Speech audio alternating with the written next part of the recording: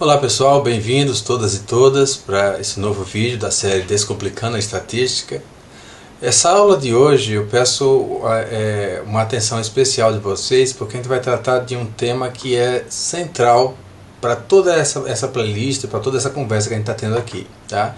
E esse tema vai ser os modelos lineares. Então a gente vai ver um modelo linear genérico e que esse modelo, na verdade, ele é a base de praticamente todos os modelos que a gente vai ver aqui, tá certo? Ou seja, vamos começar por um modelo da média, um modelo nulo, depois vamos ver um teste de T, regressão simples, regressão múltipla, análise de variância com ou sem interação, fatoriais, análise de covariância, e depois nós vamos ver então modelos lineares generalizados e modelos de efeitos mistos mais à frente.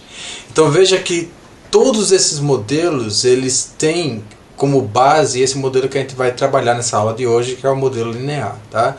A gente vai trazer primeiro do ponto de vista mais genérico, pensando em o modelo linear de modo geral, que seria aplicável para todos esses modelos, e depois nós vamos trazer um exemplo específico com o modelo da média, que seria o modelo mais simples possível, tá? Caso vocês tenham interesse, a abordagem que eu estou utilizando aqui ela é baseada nesse livro, Introduction to Winbugs for Ecologists. O nome do autor, pelo menos o sobrenome dele é Carey ou Kerry, tá? Não sei qual que é a pronúncia. E é um livro muito bom, eu recomendo que vocês façam essa leitura. Então é baseada na metodologia usada nesse livro, é o que nós estamos utilizando aqui, que a gente vai apresentar aqui para essa aula para vocês, tá? Então, o tema central dessa aula de hoje são os modelos lineares. Bom, o que vem a ser um modelo linear? O que nós queremos fazer em modelagem é aproximar, tá? Fazer uma aproximação da realidade. Lembre que uma modelagem era sempre uma aproximação da realidade. Por exemplo, quando você olha para um mapa no GPS, por exemplo, você não está vendo o terreno exatamente, você não está vendo uma foto em alta resolução daquele terreno que você está situado, para onde você está querendo ir. Na verdade, o que você vê é uma representação das ruas, das avenidas, das rodovias e assim por diante, sem muitos detalhes. Ele se atém ali, na verdade, onde é que começa, onde é que termina tal rua, qual rua faz cruzamento com qual rua e assim por diante. Então há uma série de detalhes que são removidos, tá, naquela aproximação, mas ainda assim essa aproximação é bastante útil. Então essa remoção desses múltiplos detalhes implica no erro, tá? Então aquele mapa que você está utilizando, ele não é uma representação absolutamente fidedigna daquele ambiente, daquele terreno em que você está trabalhando, mas ele é uma aproximação verossímil o suficiente para os seus propósitos, tá? Então se você quer simplesmente saber como chega na rua tal, tá? Aqueles desenhos em que você tem simplesmente tracejados ali com o nome das ruas, é o suficiente para ele fazer chegar lá, não é verdade? Por outro lado, se você quisesse fazer uma análise da erodibilidade do solo, por exemplo, você precisaria de informações bem mais detalhadas a respeito de declives, então você precisaria de uma outra representação daquela realidade com maior nível de informação, com maior detalhes de informação a respeito da estrutura do terreno. Se você tivesse, por exemplo, querendo fazer explorar algum minério, tá? Você precisaria de um outro mapa com uma riqueza de informação muito mais voltada para a distribuição do geológica, de minérios, de rochas naquele ambiente. Então veja que esses vários mapas, tá? Usando aqui essa analogia de vários mapas, eles são aproximações, representações da realidade. E cada mapa desse tem um erro embutido, ou seja, o mapa geológico praticamente seria inútil se você está querendo utilizar, se você quer um mapa para descobrir como é que você chega em determinada rua, tá? Por outro lado, esse mapa que mostra onde é que ficam as ruas, as rodovias e assim por diante, seria inútil se você está fazendo prospectando aí a exploração de algum minério. Então veja que todo o modelo ele tem um erro, tá? Por definição ele tem um erro incluso. Ou seja, o que é esse erro? São desvios em relação à realidade. Mas esses desvios, eles não necessariamente tornam esse modelo inútil, tá? A utilidade desse modelo vai depender do propósito que você quer trabalhar, com o qual você quer trabalhar. Então, em razão disso, é que nós podemos obter infinitos modelos a partir de um conjunto de dados. Tá? E qual modelo é que nós vamos escolher no final vai depender de o que nós queremos fazer com esse modelo. Tá certo? Então, os modelos lineares é uma classe de modelo em que nós fazemos predições a respeito do valor de uma variável resposta, que aqui eu vou chamar de y. Tá? Então, nós temos que uma dada variável resposta, ela vai ser predita com base em informações, tá, de variáveis que nós chamamos de variáveis explanatórias. Eu posso ter múltiplas variáveis explanatórias. Então eu tenho uma variável resposta, tá? Nesse caso modelos univariados, eu tenho uma variável resposta e eu quero predizer esse modelo, eu quero predizer os valores que estão na variável resposta com base em uma, duas, três múltiplas variáveis explanatórias, tá? Que nós chamamos de x, de modo genérico. Vamos pensar, para ficar mais fácil, vamos pensar o seguinte: ao invés de eu querer predizer todo o vetor, quando eu penso numa variável resposta, eu posso ter para uma variável, eu posso ter múltiplos valores. Na verdade, eu posso ter a primeira observação, segunda observação, terceira, quarta, quinta e assim por diante. Então, para não ter que me especificar uma observação exatamente, ou seja, y1, y2, y3 e assim por diante, eu posso me referir de maneira genérica utilizando aqui um índice, por exemplo, o índice i, que é muito comumente utilizado. Tá? Então, eu estou indicando o iésimo valor dessa variável resposta. Novamente, esse i poderia ser 1, 2, 3, 4, 5 ou n, o número total de amortos, tá? de observações. Então, nesse caso, eu estou predizendo o valor da iésima observação nesse vetor de da variável resposta y. E isso vai ser predito com base em variáveis explanatórias. Então, eu teria, por exemplo, uma variável explanatória aqui 1, eu poderia ter uma outra variável explanatória aqui 2 e poderia ter uma variável explanatória n, múltiplas variáveis explanatórias. A pergunta é: como é que eu combino essas variáveis explanatórias? Eu tenho várias. Isso aqui poderia ser, por exemplo, eu estou predizendo, sei lá, o peso de um animal. Eu tinha um experimento em que eu tinha múltiplos animais. Aí eu peguei um animal e estou querendo predizer o erro dele. Querendo predizer o peso dele, tá? Minha variável resposta. E eu poderia predizer o peso desse animal baseado, por exemplo, na altura dele, no comprimento das pernas, na cor do pelo, sei lá. Eu poderia utilizar múltiplas variáveis, tá certo? E a pergunta é: como é que nós fazemos isso? No caso de modelos lineares, nós fazemos isso multiplicando cada variável por um coeficiente associado àquela variável. Então eu poderia fazer, por exemplo, um beta 1 x1, ou seja, eu vou ter um coeficiente para a variável para x1 que eu vou chamar de beta 1. Tá? Para a variável beta 2 eu teria um outro coeficiente que seria beta 2, para a variável x2. E assim por diante até a variável xn. No caso da variável xn eu teria um beta n vezes xn. Tá? Novamente, eu chamo a atenção que quando eu me refiro aqui a x1, a variável explanatória 1, tá?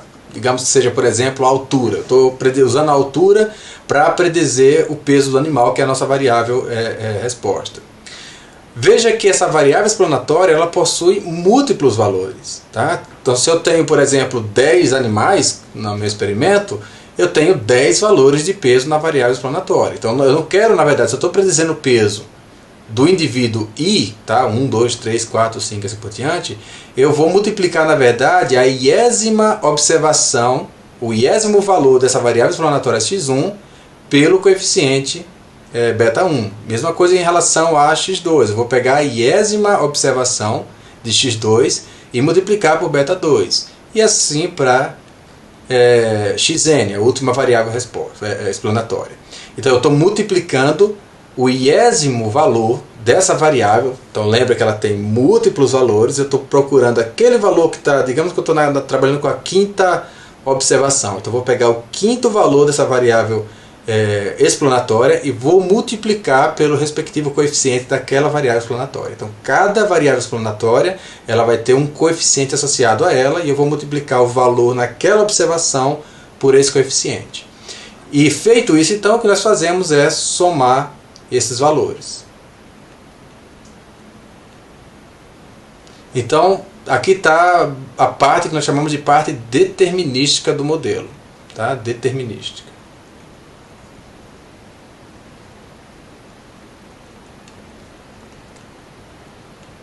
Também chamada de preditor linear.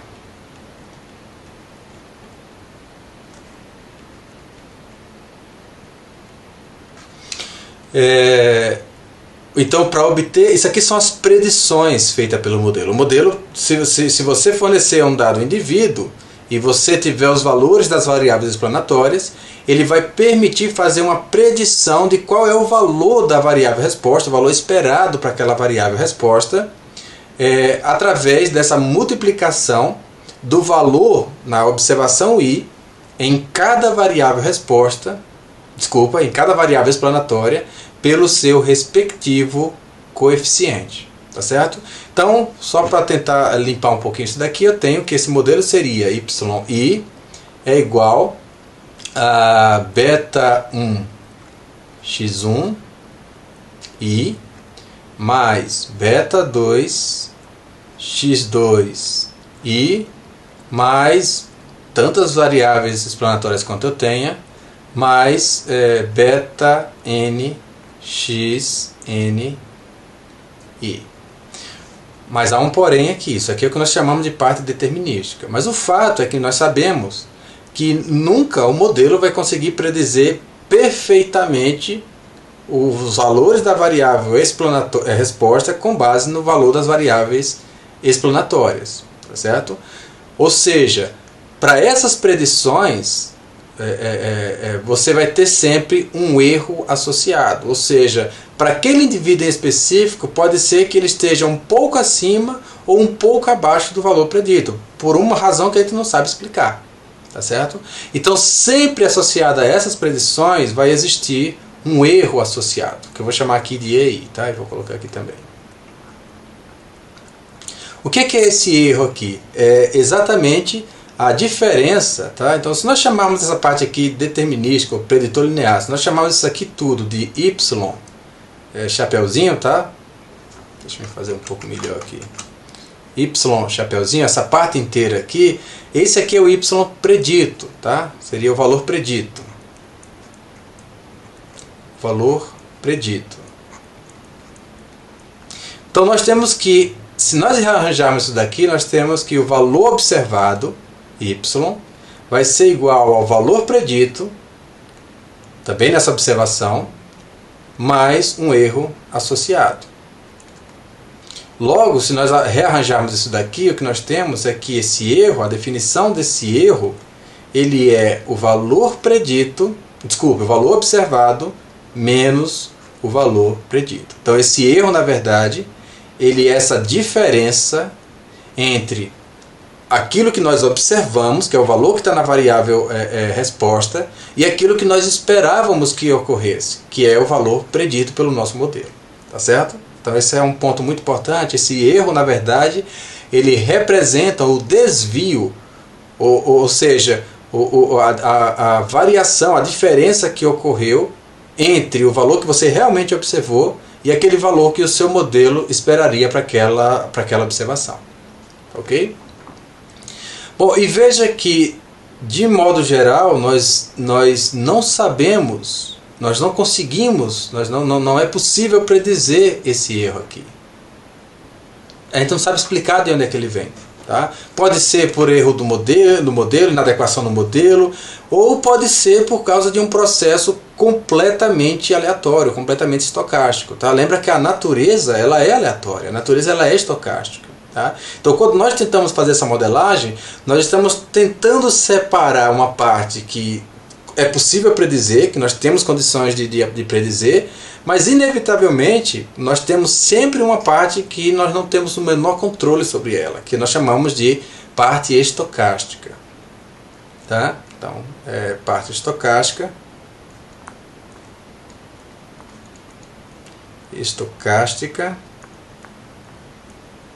ou aleatória. Tá? Então, simplesmente porque a natureza ela tá cheia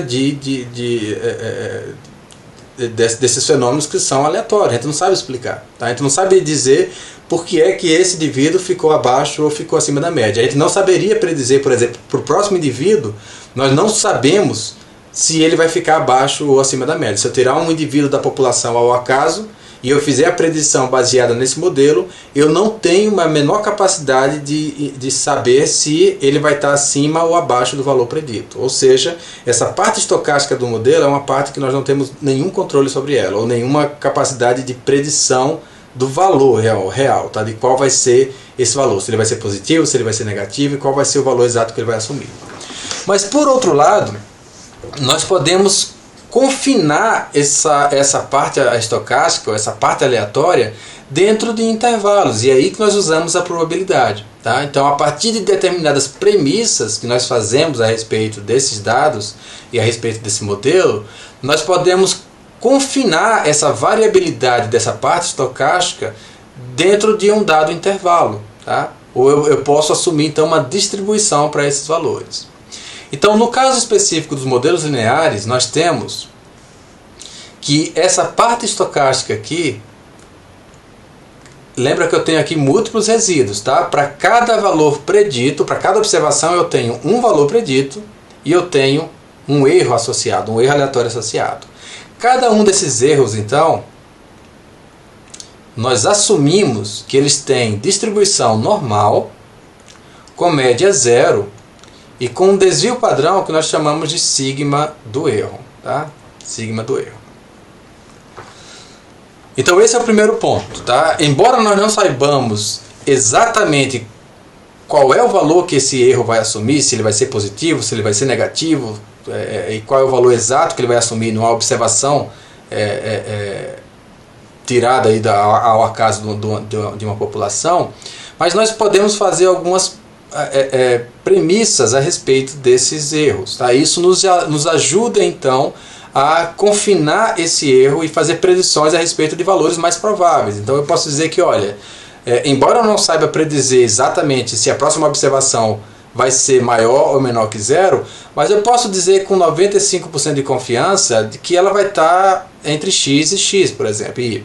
Tá? Eu posso dizer um intervalo onde é mais provável que uma observação que um próximo erro esteja localizado. Então nós podemos definir áreas onde é maior a probabilidade de que esse erro ocorra. Então nós podemos descartar, por exemplo, alguém poderia dizer, qual é a probabilidade desse erro se eu pegar um novo indivíduo ao acaso e eu fizer uma predição baseada nesse modelo, assumindo que ele vem da mesma população, qual que é a probabilidade de o erro ser 200, por exemplo? Então, se nós conseguirmos fazer essa distribuição e modelar essa distribuição do resíduo, essa distribuição aqui, nós podemos atribuir uma probabilidade exata. Olha, é altamente improvável, é quase impossível. Enquanto que se for 10, 20, 30, a gente poderia dizer, não, já tem 50% de probabilidade, 20% de probabilidade e assim por diante. Então veja que, embora nós não possamos fazer predições exatas sobre qual será o valor desse erro, mas nós podemos fazer predições exatas a respeito de faixas de valores que são mais prováveis, tá? E de faixas que são improváveis. Tá certo? Então veja que esse modelo linear, deixa eu me dar uma limpada nessa tela. Então nós temos que, nesse modelo linear, nós temos essas duas partes. Tá? Eu tenho a minha variável resposta, que é predita pela combinação de múltiplas variáveis explanatórias. Tá? Beta 1, x1 e mais beta 2, x2 e mais, sei lá, eu tenho várias variáveis aqui no meio, tá? Mais beta n, xn e mais um erro aleatório. Tá? Observem que eu não coloco índices aqui nos vetores, nos coeficientes. Por que eu não faço isso? Porque lembre que para cada variável explanatória eu tenho um coeficiente, eu não tenho múltiplos coeficientes. Tá? Então para cada variável explanatória eu tenho um. Então para cada variável explanatória eu tenho um único coeficiente associado. É razão disso que eu não coloco esses i's aqui, tá vendo? Tá? Como eu faria para a variável explanatória aqui. Bom, então esse aqui seria basicamente uma fórmula geral representando um modelo linear, tá? Em que nós temos aqui que esses termos, beta1, x1i mais beta2, x2i e assim por diante, a soma desses termos aqui vai dar origem ao que nós chamamos de preditor linear, o valor predito aqui nesse caso, tá? Para essa observação. Então nós temos que nesse modelo nós podemos expressar como sendo yi igual ao y predito, o valor predito pelo modelo naquela observação, mais um erro aleatório também daquela observação. Tá? E é aqui então que surge essa diferenciação entre o que nós chamamos de parte determinística e a parte estocástica. Bom, nessa parte estocástica aqui, que são os erros aleatórios, tá? Inclusive eu acho que o termo erro é um termo infeliz, tá? Na verdade isso aqui eu gosto mais de usar a palavra resíduo para se referir àquilo que nós não sabemos a origem, tá? Uma variação que a gente não sabe a origem dela, tá? Então eu costumo utilizar, mas aqui nessas aulas a gente vai utilizar tanto o termo erro como resíduo para esse mesmo fator aqui, tá? Então, uma premissa muito importante, conforme eu já detalhei anteriormente, uma premissa muito importante desses modelos lineares está sobre esses erros aleatórios aqui, tá? E essa premissa é de que esses erros eles são normalmente distribuídos, com média zero e com desvio da sigma do erro. E existe muita coisa aqui, tá? Bom, veja, cada erro desse é referente a uma observação. Quando eu tenho múltiplas observações, eu vou ter então múltiplos erros associados. Então cada um desses erros eles seguem essa distribuição normal com a média zero, ela é centrada em zero, e com o desvio sigma do erro. Nós já vimos na aula passada, falamos a respeito da distribuição normal.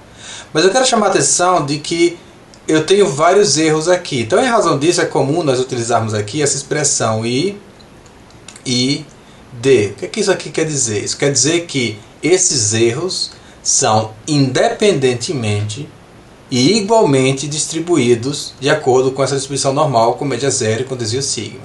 Então, isso significa que o erro na primeira observação ele é independente do erro na segunda observação. Lembrando, fazendo esse paralelo com o que nós falamos na aula anterior, o que significa dizer que o erro na primeira observação é independente, estatisticamente independente do erro na segunda observação. Significa dizer que a probabilidade de esse segundo erro assumir qualquer valor, dada a informação prévia do primeiro erro, de qualquer outro erro, ela permanece a mesma, ou seja, a probabilidade condicional, a partir do momento que você tem informação a respeito de um erro, a sua probabilidade a respeito de qualquer outro erro não muda, tá certo? Ou seja, não há dependência. Essa informação a respeito do valor de um resíduo ou de outro não vai alterar a probabilidade de qual valor esse resíduo, o segundo resíduo, vai assumir, tá certo? Então, são independentes e identicamente distribuídos. Esses erros são independentes e identicamente distribuídos de acordo com essa distribuição aqui. Tá? Então nós temos que a média dessa distribuição normal ela é zero, ou seja, os resíduos são centrados em zero. Tá? Prova disso é que se você somar esses resíduos, você obtém exatamente o valor de zero aqui. Tá? Então esses resíduos eles são uma distribuição normal, centrada em zero, mas com um dado desvio padrão, que nós chamamos de sigma do erro. Tá? E isso daqui é um parâmetro que nós estimamos nessa distribuição. Nós estimamos isso daqui a partir dos dados. Okay? Então veja que essa parte estocástica aqui, nós, embora não conseguimos predizer ou dizer exatamente qual vai ser o valor de um resíduo de uma observação tirada ao acaso, tá? de uma população, da mesma população que foi usada para ajustar esse modelo. Se nós fizermos essa predição baseada nesse modelo, eu não sei dizer qual é o valor que esse resíduo vai assumir. Mas uma vez que eu tenha estimado esse parâmetro aqui, ó, do sigma do erro, eu consigo estabelecer uma faixa de valores que é mais provável. Tá? Então eu consigo eliminar múltiplos valores aí que são improváveis. Então nós criamos uma distribuição normal, conforme nós vimos na aula anterior, tá? Que é essa distribuição aqui com esse formatozinho de sino.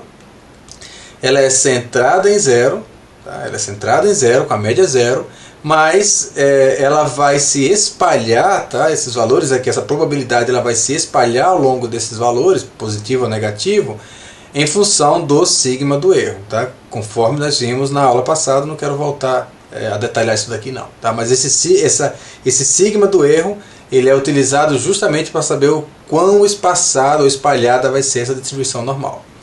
Tudo bem? Então, existem algumas importantes premissas associadas a esses modelos lineares que, basicamente, nós já temos aqui informação suficiente para trabalhar em cima de cada uma delas. Então, a primeira delas, que é muito comum, muito conhecida, e eu acredito que não seria a mais importante, mas é a mais popular, ou é a que as pessoas mais se preocupam, é a premissa da normalidade. Onde é que essa premissa está expressa aqui no que eu falei anteriormente a vocês, tá? É exatamente no fato de que esses resíduos, nós partimos da premissa, quando utilizamos esses modelos, nós partimos da premissa de que esses resíduos seguem essa distribuição normal com média zero e com esse desvio do sigma aqui, tá? Ok. A segunda, também muito importante, seria a da homogeneidade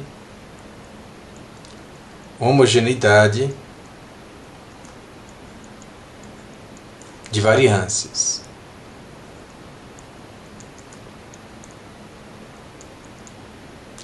Ou homocedasticidade, também é um outro termo utilizado, tá? Homogeneidade de variâncias. Também essa premissa está apresentada aqui. Veja que lembre que a variância ela é o quadrado do desvio padrão, tá? Esses dois termos são relacionados. Então veja aqui quantos desvio padrão eu coloquei aqui dentro dessa distribuição normal. Um único, não é isso? Ou seja, nós colocamos aqui que todos os resíduos são independente e identicamente distribuídos, de acordo com a distribuição normal, com média zero e com desvio sigma do erro. Veja que eu não coloquei aqui sigma do erro K, eu não tenho várias variâncias, eu tenho vários desvios padrão, eu tenho um único desvio padrão. Ou seja,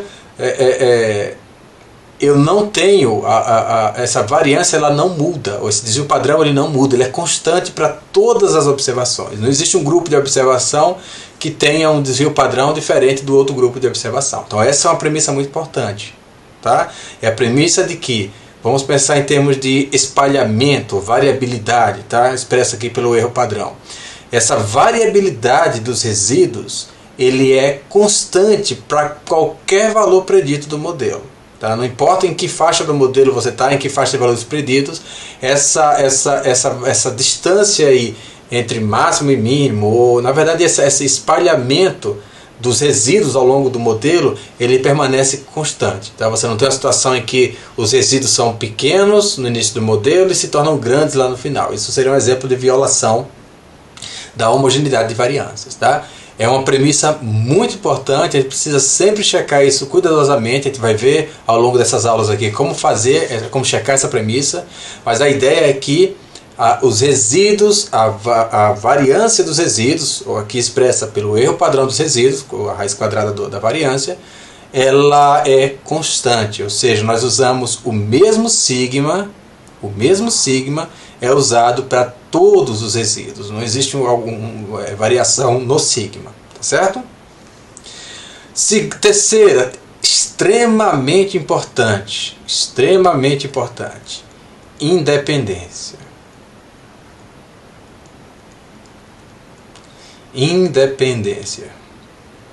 Tá? Independência dos resíduos. Também está expressa no que eu já mostrei para vocês anteriormente, tá? Os resíduos. também está expresso aqui no que eu falei anteriormente para vocês. Onde é que está? Aqui.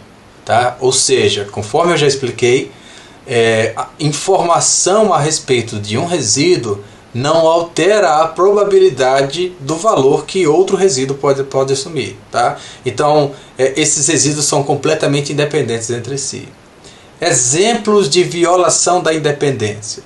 Digamos que você está trabalhando, por exemplo, numa área, num campo. Tá fazendo uma análise da distribuição, sei lá, vamos pensar no crescimento de plantas. Você está avaliando o crescimento das plantas no experimento de campo, por exemplo. Mas aí você tem um solo, uma região ali no solo, onde você tem uma mancha de fertilidade, em que você tem, sei lá, caiu mais adubo ali, ou o solo tinha mais matéria orgânica, alguma coisa desse tipo. Então você tem ali uma mancha de solo que é mais fértil do que os vizinhos. Tá? Nesse caso, se você coleta plantas desse solo, veja que os resíduos das observações que estão localizados em cima dessa mancha tendem a ser positivos, não é verdade? Eles tendem a ficar sempre acima da média ou acima da predição do modelo, porque essa fertilidade extra faz com que essas plantas cresçam mais do que o normal. Então veja que essas plantas aqui em cima dessa mancha de fertilidade, elas compartilham o mesmo efeito. E em razão disso, há entre elas dependência, porque uma vez que eu sei que há esse efeito positivo em razão dessa mancha, e eu sei que um dado resíduo provém daquela mancha, a minha probabilidade a respeito do valor desse resíduo muda. Eu espero agora, com muito maior probabilidade, que ele seja positivo, esse resíduo seja positivo, do que ele seja negativo. Então vocês conseguem entender? Tá? Essa dependência é introduzida pelo compartilhamento de um efeito, que nesse caso é a mancha de fertilidade. Um outro exemplo, se você tira múltiplas observações da mesma parcela, tá? Você não pode considerar que essas observações são independentes entre si, tá certo? Porque elas compartilham o efeito daquela parcela. Então nós vamos trabalhar bem mais à frente aqui, nessa playlist, a gente provavelmente vai entrar no assunto de modelos de efeitos mistos, onde nós procuramos lidar exatamente com esses fatores aleatórios que contribuem e que geram correlação entre resíduos, tá? Que faz com que esses resíduos não sejam independentes. Então, essa também é uma premissa muito importante, e a checagem dessa dependência ela pode ser feita através de alguns testes, assim como também através de diagnósticos visuais, por exemplo, fazendo a plotagem desses resíduos, que é a principal ferramenta que a gente vai utilizar aqui nessas aulas. E existe ainda uma outra premissa importante, tá? Que é a aditividade. Tá? Bom, isso está expresso aqui em como nós combinamos o efeito das variáveis aleatórias para obter o valor predito. Então nós estamos somando essas contribuições de cada variável aleatória. Então, em razão disso, esse modelo ele é linear justamente por nós podermos, ou por nós obtermos o efeito, o valor predito, a partir da soma das contribuições de cada variável explanatória. Qual é essa contribuição? É exatamente esse coeficiente aqui. Esse coeficiente quer dizer o quanto essa variável influencia. Quanto maior esse coeficiente, mais importante vai ser se todas as variáveis estão na mesma escala, quanto maior esse coeficiente, mais importante vai ser esse efeito dessa variável. Tá certo? Então, multiplicando a variável pelo seu respectivo coeficiente e somando esses produtos para todas as variáveis, nós obtemos o valor predito, tá? Que seria aqui o nosso preditor linear. Então, essas são as premissas mais importantes, tá? Dos modelos lineares, e é muito importante, principalmente essas três aqui, é que nós vamos trabalhar com mais atenção. É muito importante checar, quando nós fazemos modelagem de dados, nós checarmos cuidadosamente essas premissas. Tá? E nós vamos ver algumas ferramentas disponíveis para fazer essa checagem. Bom, antes de prosseguir para o nosso primeiro exemplo de modelo, eu acho que é importante apresentar aqui uma outra notação para esse modelo linear baseado em matrizes, tá? em álgebra linear. Então, se você não entender o que eu vou apresentar agora, não se preocupe, isso não é essencial, mas é útil. Tá? Então, eu aconselho que vocês dessem uma olhada em algumas operações básicas de álgebra linear para entender aqui algumas coisas que a gente vai falar. Tá? Mas não se preocupe se não entender isso. Então veja que quando eu me referia à variável resposta, na verdade eu não tenho um único valor, mas eu tenho múltiplos valores. Então o artifício que nós utilizamos para nos referir a um valor qualquer, de maneira genérica, foi utilizar esse índice I aqui. Tá? Mas se eu utilizo uma notação matricial, tá, ou de vetores, eu posso expressar esse y sem índice, e nesse caso eu estou me referindo a um conjunto de elementos. Então nesse caso isso aqui poderia ser, por exemplo, digamos que eu tenha obtido, eu vou chutar valores aqui, tá? 1.3, 2.1, 3.4 e 2.2, por exemplo, tá? Então isso daqui seria valores que eu observei. Cada um desses daqui é um valor observado, tá? E quando eu expresso esse y aqui dessa forma, eu estou me referindo, na verdade, a esse vetor de 4 elementos. Então eu posso informar que isso daqui vai ser igual, tá? Isso daqui vai ser igual a uma dada matriz, tá? Eu não vou tentar expressar aqui a matriz, mas o que seria essa matriz? Seria as variáveis explanatórias que você observou e a partir das quais você quer fazer essa predição da sua variável resposta. Lembra que nós citamos aqui no início? Isso aqui poderia ser, por exemplo, voltando lá para o exemplo dos animais, tá? A minha variável resposta pode ser o peso do animal, mas eu posso fazer observações a respeito desse animal, como por exemplo o comprimento, a altura, a cor do pelo, a raça. São múltiplas informações que eu posso combinar para tentar fazer a predição dessa variável resposta. Tá? Então as minhas variáveis explanatórias, elas são esses dados que nós observamos e que nós utilizamos como preditores, tá? No modelo, como preditores daquela variável de interesse, que é a variável resposta. Então, esse x aqui que aparece, eu estou colocando um único valor porque eu utilizei esse índice aqui. Tá? Mas ele pode ser, na verdade, em se tratando de um experimento, você pode se referir como sendo múltiplos valores. Tá? Cada valor aí representando uma linha. E eu posso ter múltiplas variáveis. Então, na mesma variável, eu tenho múltiplas linhas, uma para cada observação. Tá? Nesse caso aqui eu tenho 4 observações. E eu posso ter múltiplas variáveis no meu modelo. Cada variável formaria então uma coluna dessa matriz. Tá? Então eu teria essa matriz X, que é uma matriz de preditores lineares. E nós vimos então que cada valor de cada variável resposta precisa ser multiplicada pelo seu respectivo coeficiente, tá? E em seguida é feita a soma dessas múltiplas contribuições. Cada termo desse aqui vai ter uma contribuição, tá? E a soma desses termos vai gerar a nossa predição. Então é preciso multiplicar cada coluna da matriz por um coeficiente associado àquela coluna. Então, em razão disso, nós usamos essa operação aqui, que é uma multiplicação matricial. Eu tenho aqui uma matriz, tá? Isso daqui é uma matriz, que nós chamamos de matriz modelo. E aqui nós temos um vetor de coeficientes. Um vetor de coeficientes.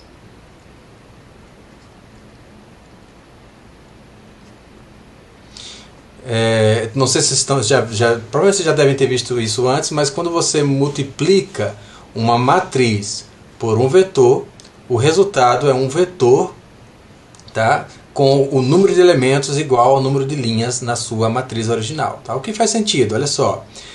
Eu tenho, vamos dizer aqui nesse exemplo aqui, eu tenho 4 observações, tá certo? Isso significa que quantas observações eu espero ter, quantas predições eu espero ter no final, no meu vetor de predições? Bom, se eu tenho 4 valores na variável resposta, eu quero predizer 4 valores, não é isso? Então o número de valores preditos no final precisa coincidir com o número de valores que nós tínhamos na nossa variável resposta. Tá? Então, e quantas linhas possui essa matriz aqui, essa matriz X? Obviamente, essa matriz X ela vai ter o mesmo número de linhas que tem o mesmo número de elementos que tem no meu vetor. Por quê? Se eu quero predizer, por exemplo, voltando por exemplo com os animais, de predizer o peso do animal. Se eu tenho 4 animais a partir dos quais eu quero predizer o peso deles, eu vou coletar informações desses 4 animais. Então eu vou medir a altura do animal, o comprimento do animal, embora eu tenha múltiplas variáveis, mas no final eu tenho apenas 4 observações, portanto 4 linhas nessas variáveis respostas, variável aleatória, tá? Desculpa, variável explanatória, tá? Então, mais uma vez, eu tenho 4 observações, 4 variáveis respostas, tá? 4 valores da variável resposta, perdão, 4 valores da variável resposta, e eu quero predizer esses 4 valores usando esse modelo, tá? Então, naturalmente, eu preciso coletar as informações das variáveis, das múltiplas variáveis explanatórias para cada uma dessas 4 observações, certo? Significando, então, que essa matriz modelo ela vai ter 4 linhas.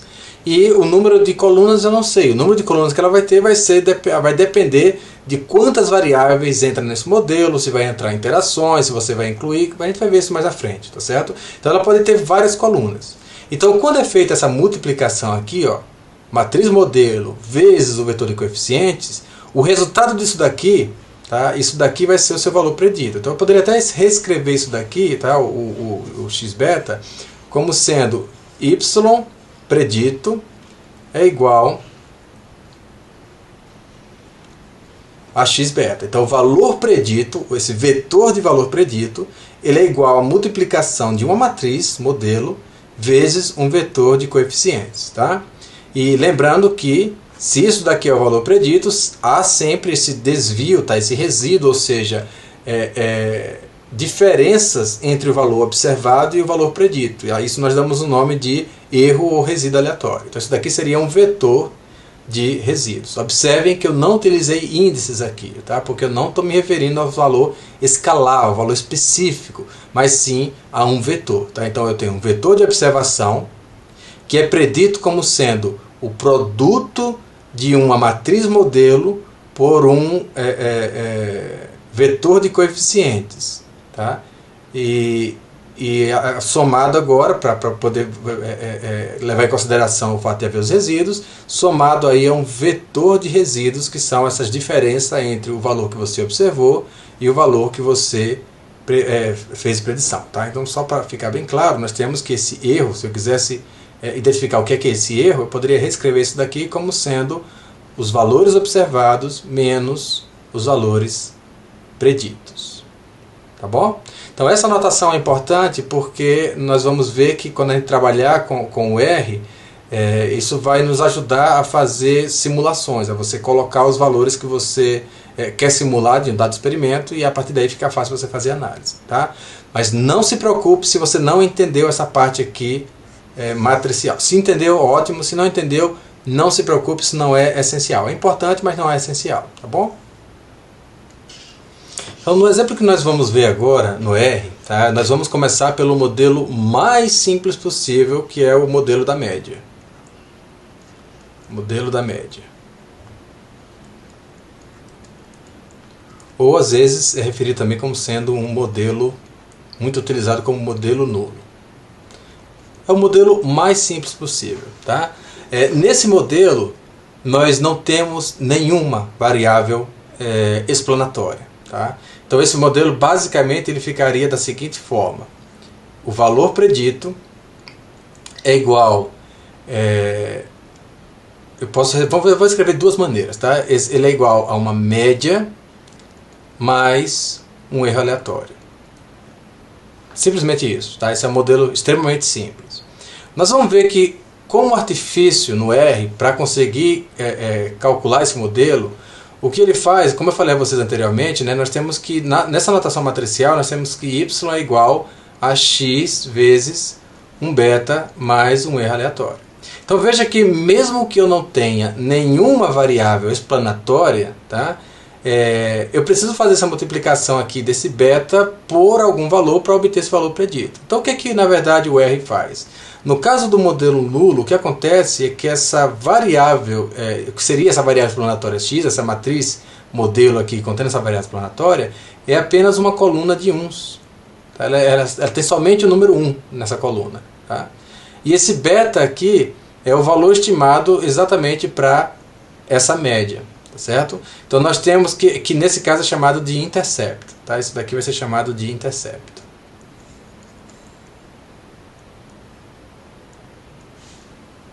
Intercepto, tá?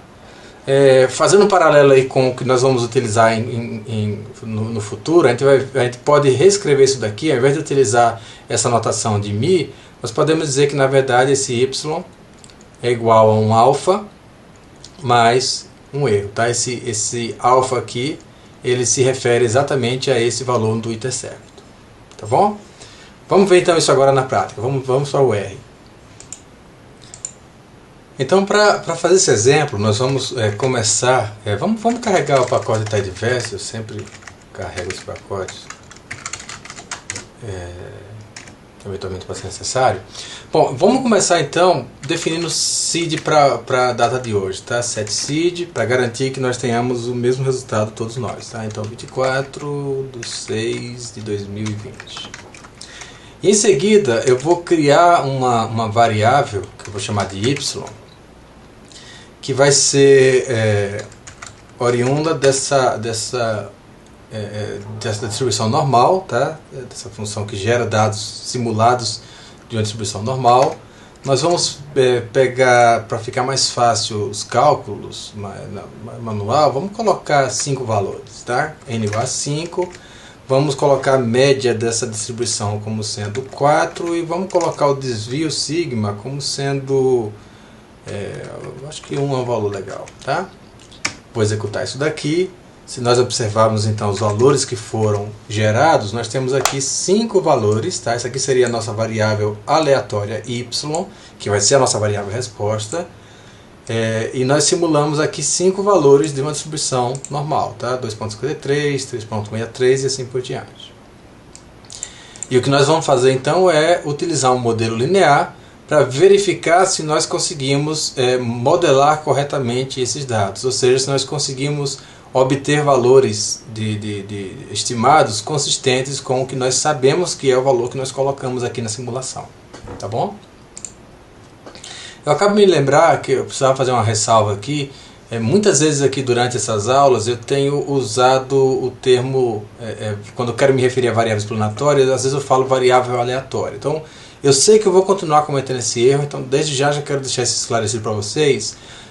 Variável aleatória, como nós vimos lá na primeira aula, é o resultado de um dado experimento, ou seja, nós vimos que na verdade é uma função que mapeia o resultado que você observou em um valor numérico, tá? Mas para propósito de simplificar, a variável aleatória é qualquer coisa que você obtenha como resultado de um experimento, tá? Por exemplo, quando você mede o peso do animal, quando você mede a altura do animal, tudo isso são variáveis aleatórias, tá? Variável explanatória são aquelas variáveis que entram como preditoras de uma variável resposta. Então, eu vou continuar confundindo esse termo, não porque eu tenho uma confusão conceitual, mas porque simplesmente eles são parecidos. Aleatório e explanatório acaba que eu falo, às vezes troco um pelo outro. Me desculpem, eu não vou conseguir evitar, já vi que eu falo isso várias vezes. Então, já fica avisado aqui que, por favor, notem que às vezes, quando eu quero me referir a variável explanatória, eu falo variável aleatória e vice-versa, tá bom? Me desculpem, é uma limitação minha, eu não consegui contar isso daí não. Bom, então eu tenho essa variável resposta aqui, no caso y, é uma variável aleatória que eu estou simulando a partir de uma distribuição normal, e ela vai ser a nossa variável resposta. Eu quero predizer essa variável y, os valores dessa variável y. Então no R, para ajustar modelos lineares, nós utilizamos essa função LM. Tá? Então essa função LM vai ser utilizada desde agora para o cálculo de uma simples média e obter os intervalos de confiança, teste de T, análise de regressão simples e múltipla, análise de variância, análise de covariância e múltiplas outras análises. Então é uma função que ela é muito versátil, exatamente porque esses modelos lineares eles formam a base, o centro aí de vários modelos que a gente comumente utiliza. Tá? Na verdade, eles se encaixam nessa categoria de modelos lineares. E nessa função LM, o primeiro argumento que nós fornecemos é uma fórmula que especifica o nosso modelo. No caso específico desse modelo que nós estamos querendo modelar essa variável y. Tá? Então ela vai ser a nossa variável resposta. Então essa fórmula ela sempre toma esse formato, a sua variável resposta, e aí eu gosto de ler isso daqui como em função de. Tá? Então a gente utiliza esse tio para indicar em função de. Tá? Então, a variável y em função de qual é o modelo que a gente está querendo aqui trabalhar, o modelo da média. Então, esse modelo da média ele só tem um único preditor, que é o intercepto. Tá? Então, nesse caso, para indicar o intercepto, nós utilizamos o número 1. Então, é só isso o modelo. Tá? Nós estamos modelando a variável y, nossa variável resposta, em função de uma constante, tá? Que é o nosso intercepto, que é o valor, que a gente coloca aqui o valor 1 para indicar esse intercepto. Tá? Eu vou chamar isso daqui de M, de modelo. Executei isso daqui e agora eu posso fazer um summary, por exemplo. Summary de modelo. Tá? E é basicamente isso daqui que nós obtemos. Tá? Nós temos essa tabela em que nós temos aqui os coeficientes desse modelo. Quantos coeficientes tem esse modelo? Um único coeficiente, que é na verdade o intercept. Tá? E aqui tem o valor que foi estimado para esse coeficiente. Temos o erro padrão desse coeficiente, ou seja, a incerteza associada com esse coeficiente, o valor de t, da distribuição de t, e um p-valor, tá? Que a gente já vai ver em breve como que se interpreta isso daqui. Bom, eu posso extrair essas informações, por exemplo, os coeficientes, os valores estimados para os coeficientes, podem ser extraídos de um modelo utilizando a função coef. Tá? Então veja que nesse caso eu vejo que só existe um único coeficiente para esse modelo, que é o intercepto, e o valor que foi estimado é 3,73. Tá? Nós poderíamos verificar o intervalo de confiança. Não se preocupem agora, nós vamos tratar do que vem a ser esse intervalo de confiança. Tá? Mas, rapidamente, esse intervalo de confiança ele é uma medida que significa que se você repetir esse mesmo experimento múltiplas vezes, tá? Em 95% das vezes, o valor real do parâmetro que você quer estimar, aquele que está na população, ele vai estar dentro do intervalo de confiança calculado. Tá? Então, nesse caso aqui, ó, o intervalo de confiança para esse modelo M, nós temos um único coeficiente, então haverá um único intervalo de confiança.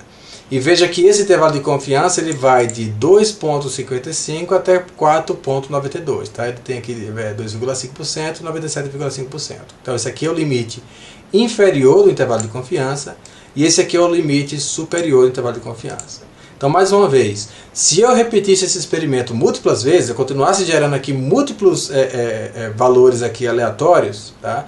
E eu fizesse esse mesmo procedimento, eu vou obter intervalos de confiança diferentes para cada experimento, não é verdade? É quase impossível que você obtenha exatamente o mesmo intervalo de confiança, porque nós temos variabilidade amostral. Mesmo que a gente esteja tirando dados da mesma população, tá? Mas você vai ter variação de uma amostra para outra. Em razão disso, esse intervalo de confiança ele pode ficar deslocado para a direita ou para a esquerda, tá? E assim por diante. Mas em 95% das vezes, tá? Esse intervalo de confiança vai capturar o valor real desse parâmetro. Que lembrem, nesse caso o valor real seria 4. Tá? Então veja que o valor 4 está, nesse caso aqui, ele ficou dentro do intervalo que vai de 2,55 até 4,92. Então, nesse caso em específico, o intervalo de confiança corretamente capturou o valor real do meu parâmetro. Tá bom? Então essa seria a interpretação do intervalo de confiança. Se você repetir o mesmo experimento múltiplas vezes, em 95% dessas vezes, tá, o intervalo de confiança vai conter o valor do parâmetro de interesse, o valor real do parâmetro de interesse, o valor na população. Tá?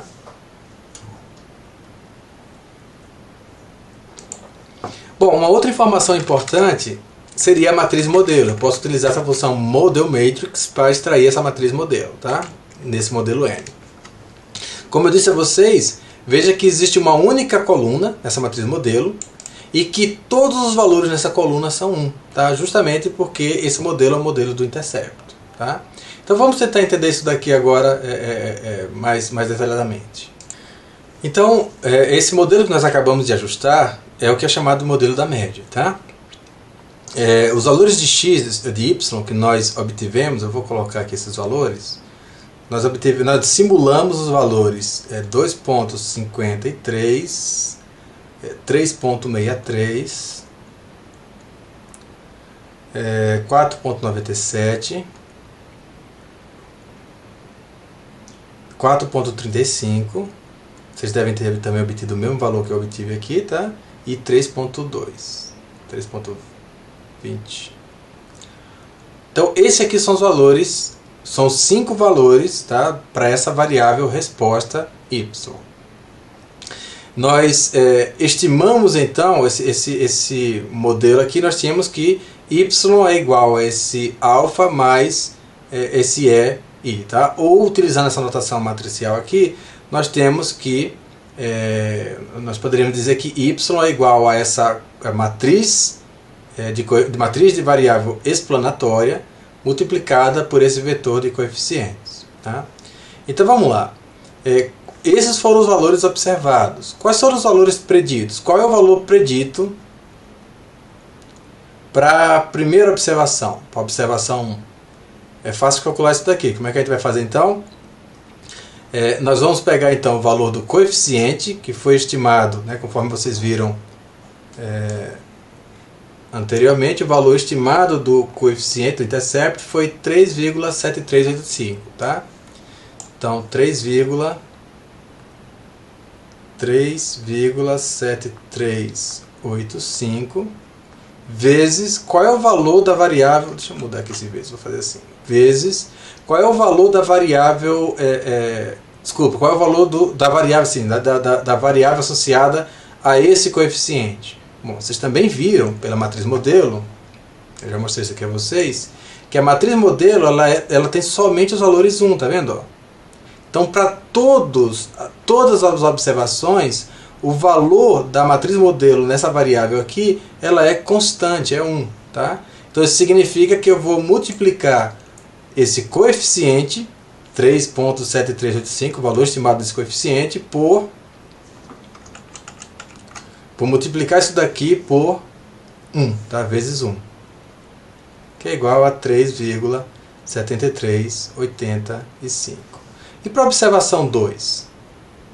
Qual é o valor estimado para a observação 2? Bom, naturalmente, veja que vai ser o valor do coeficiente, que nós já vimos que é 3,7385, vezes qual é o valor dessa variável, dessa matriz explanatória, na coluna 1, tá? E na segunda observação também é 1. Tá? Então eu vou obter exatamente 3,7385.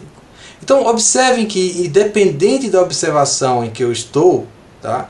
O valor predito é sempre o mesmo. Vocês estão vendo? O valor predito é idêntico. Tá? Então isso significa, se nós puséssemos aqui um gráfico, tá? Que eu tenho os valores de y,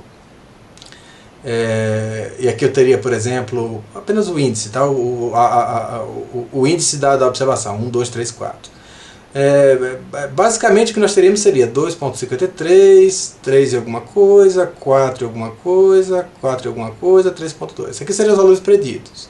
Desculpa, os valores observados de y, tá? Tirado aqui desse vetor aqui.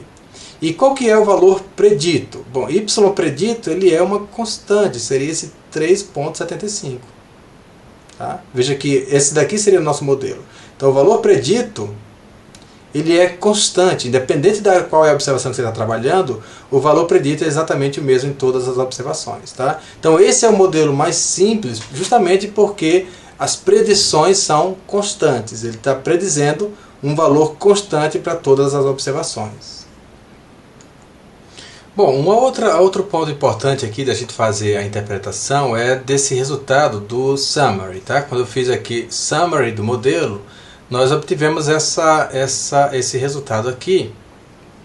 Então vocês já viram o que é esse estimativa, é o valor que foi estimado para aquele coeficiente. Nós temos aqui então o erro padrão associado a essa estimativa. Então lembra que nós tiramos uma amostra dessa população de infinitos valores que podem ser oriundos dessa distribuição normal. Nós tiramos uma amostra de 5 indivíduos.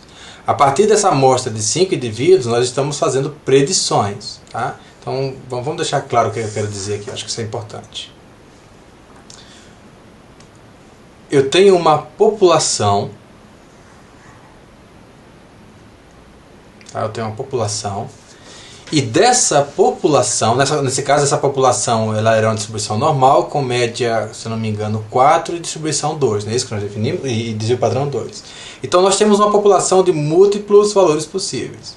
Agora o que nós queremos fazer é o seguinte, estamos fazendo de conta que a gente não sabe quais são os parâmetros originais e nós estamos querendo descobrir. Bom, para isso, o que é que nós fazemos? Nós fazemos uma amostragem, nós tiramos indivíduos, nesse caso nós tiramos 5 indivíduos aqui dessa população, tá? E a partir daí nós obtivemos uma amostra. Tá? Então esse processo aqui é um processo de amostragem. Amostragem. Tá? Então nós tiramos indivíduos da população e fizemos uma amostragem. A partir dessa amostra nós calculamos, nós estimamos valores, tá, de parâmetros do modelo. E o que é que nós estamos fazendo na verdade? Nós estamos fazendo inferência, com base no que nós observamos nessa amostra, nós estamos tentando fazer inferências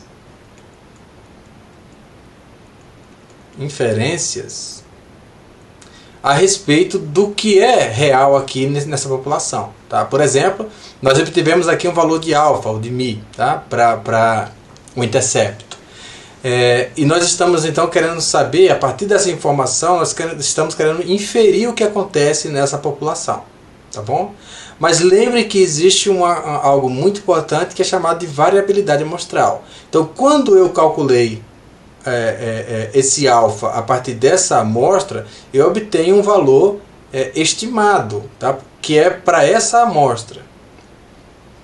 Por quê? Se eu tivesse feito uma outra amostra qualquer, por exemplo, é muito improvável que acontecesse de obter exatamente o mesmo alfa nessas duas amostras, apesar das duas terem sido tiradas da mesma população. Tá?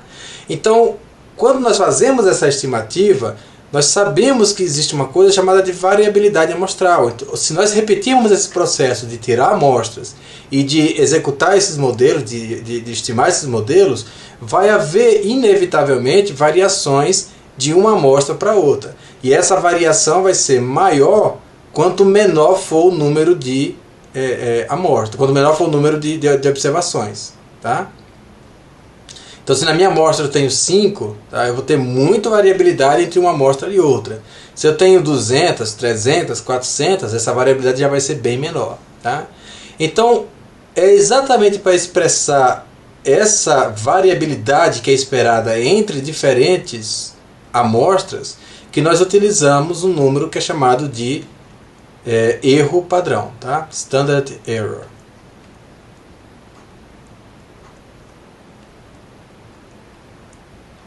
Esse erro padrão,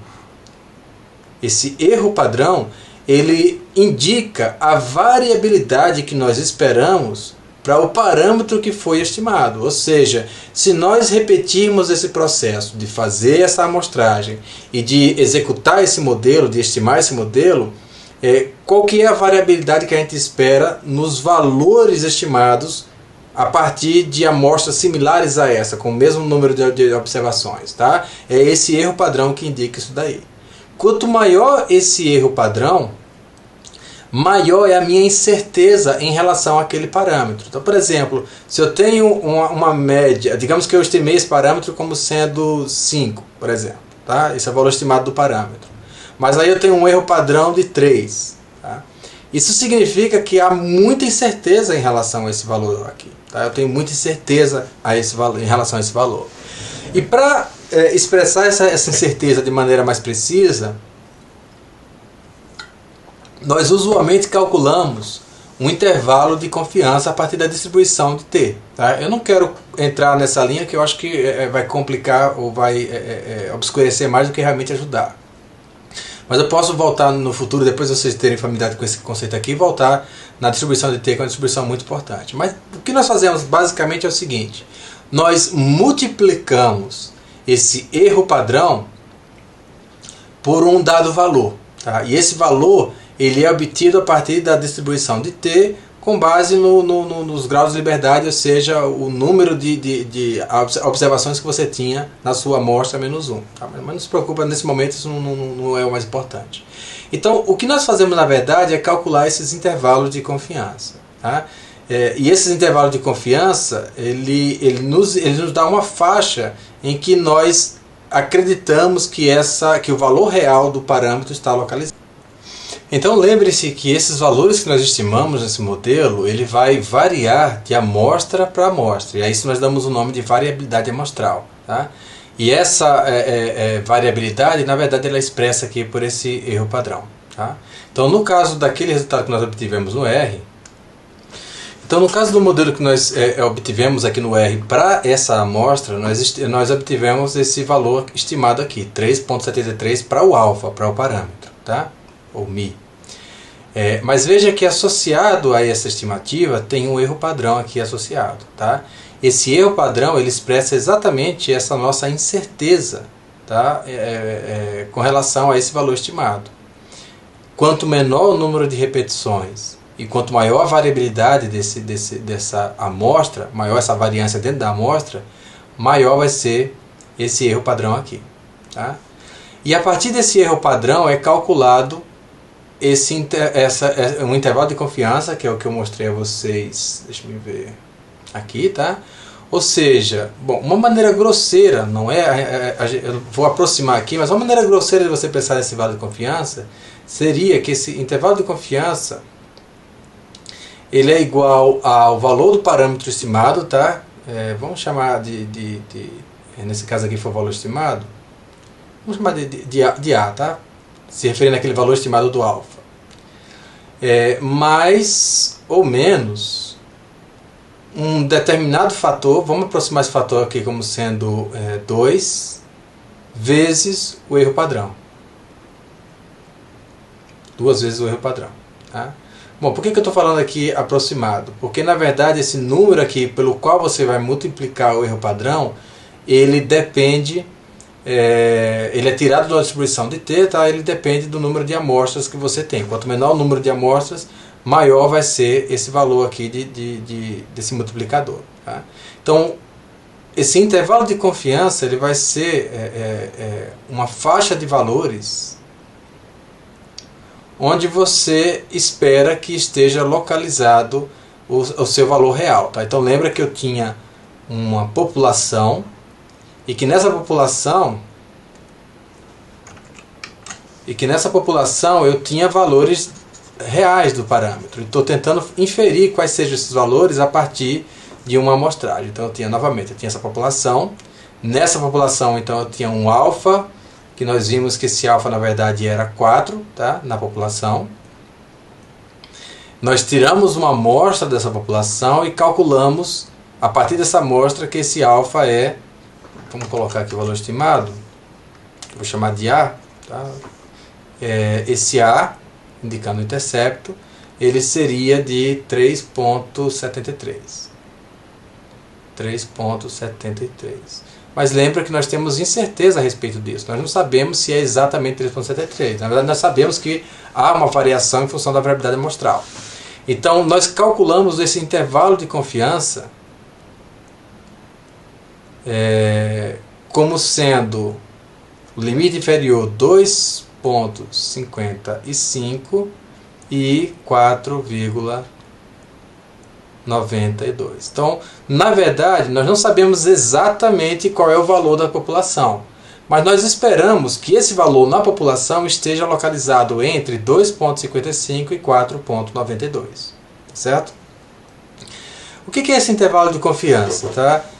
Na verdade, o que ele expressa é uma faixa de valores que, se você repetir esse procedimento que nós acabamos de fazer aqui, ou seja, se você voltar, coletar outros 5 observações, calcular esse alfa e calcular o intervalo de confiança, em 95% das vezes em que você repetir esse procedimento, o valor real na população vai estar localizado aqui no intervalo de confiança. Lembre que cada amostragem vai dar um intervalo de confiança diferente. Um mais para a direita, outro mais para a esquerda, um mais largo, outro mais curto. Mas em 90, se a sua análise for bem correta, tá? Se as premissas forem entendidas, em 95% das vezes em que você fizer esse procedimento, o valor real do parâmetro vai estar dentro do intervalo de confiança que você calculou. Tá? Essa seria a interpretação do intervalo de confiança. Tá?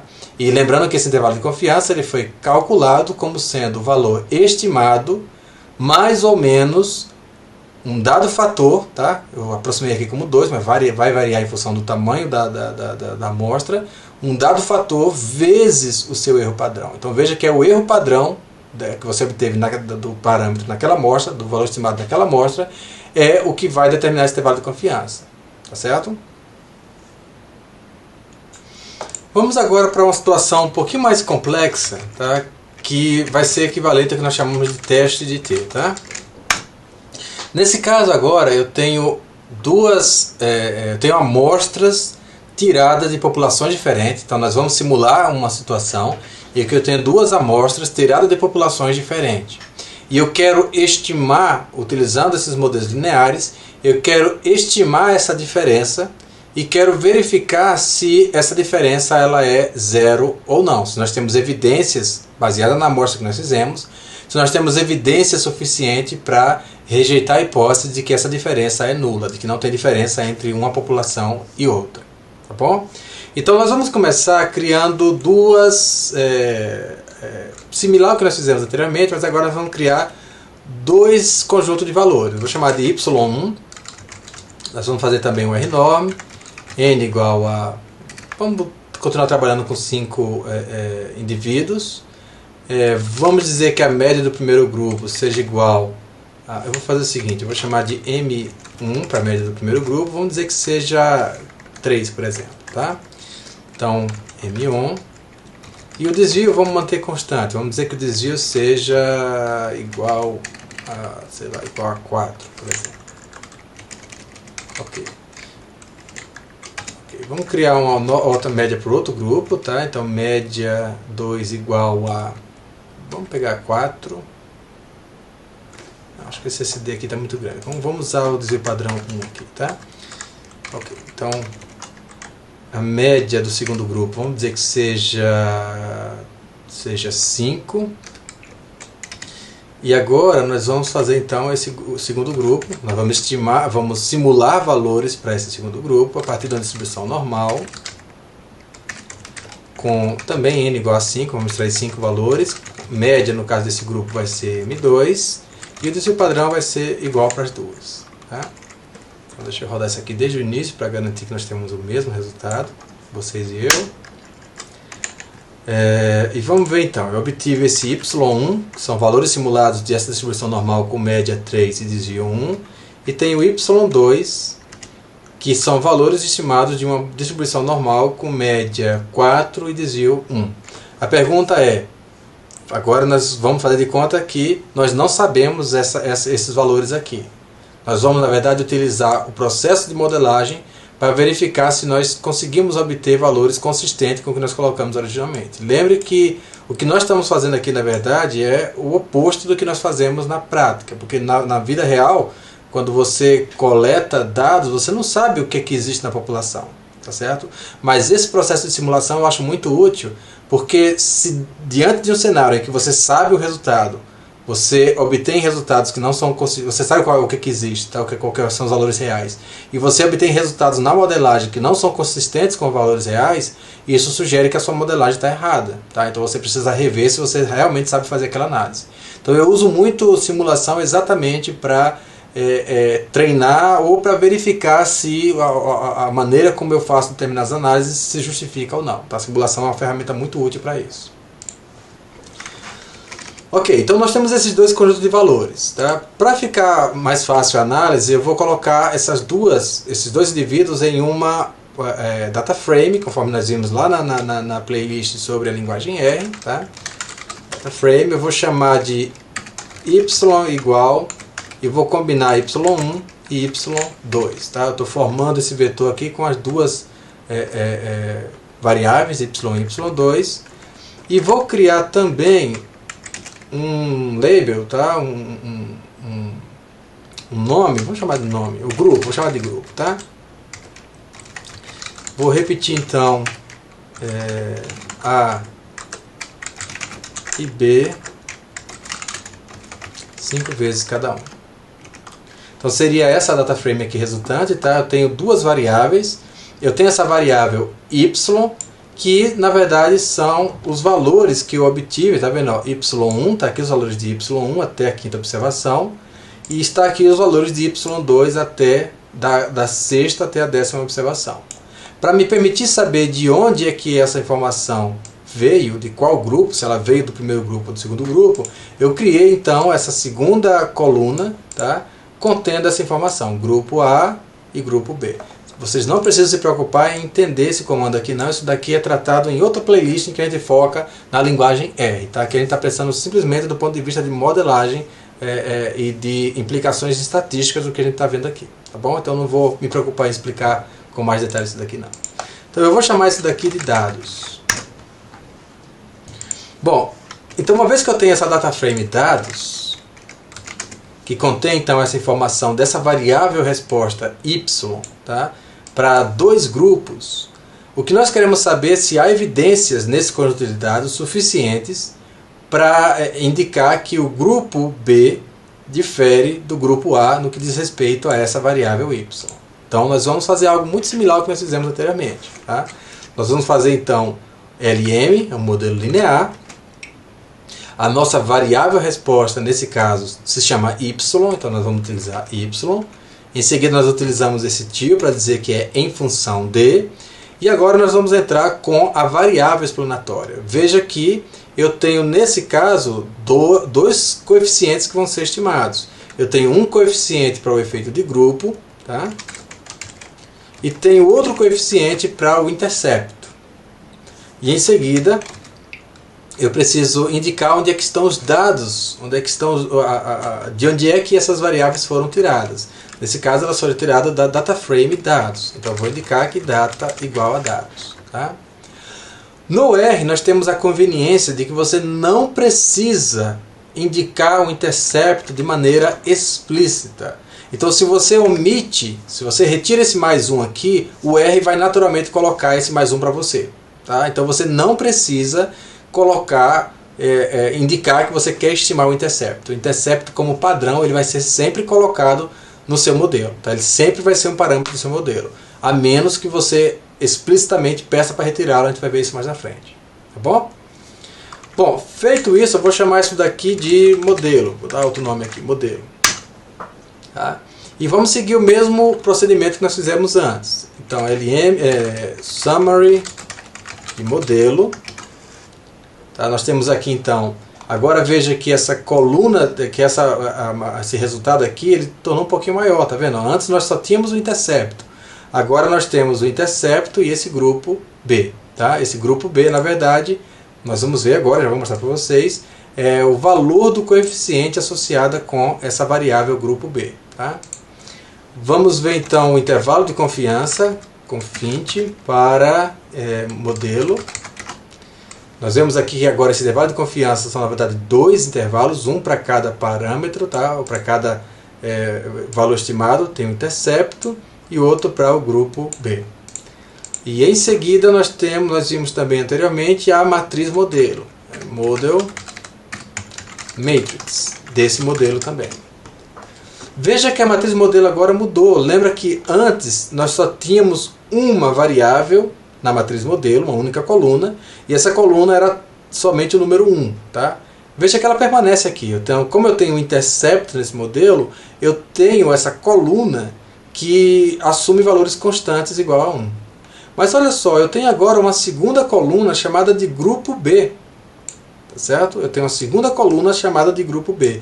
Por que apareceu essa segunda coluna chamada de grupo B? Porque o grupo entrou como uma variável explanatória, tá, desse modelo. Ela entrou como uma variável explanatória. Quando nós olhamos a matriz de dados, nós vimos que existe dois grupos. Eu tenho aqui um grupo A e tenho aqui um grupo B. Tá? E veja que o R criou essa variável grupo B, não tem aqui uma variável chamada grupo A.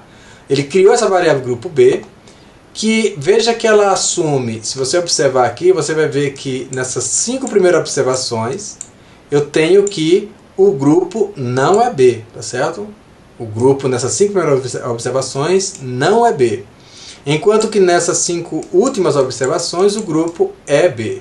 Então é isso que está informado aqui. Isso aqui está dizendo que nessas 5 primeiras observações, eu tenho que o grupo não é B, e que nessas 5 últimas observações o grupo é B. Tá?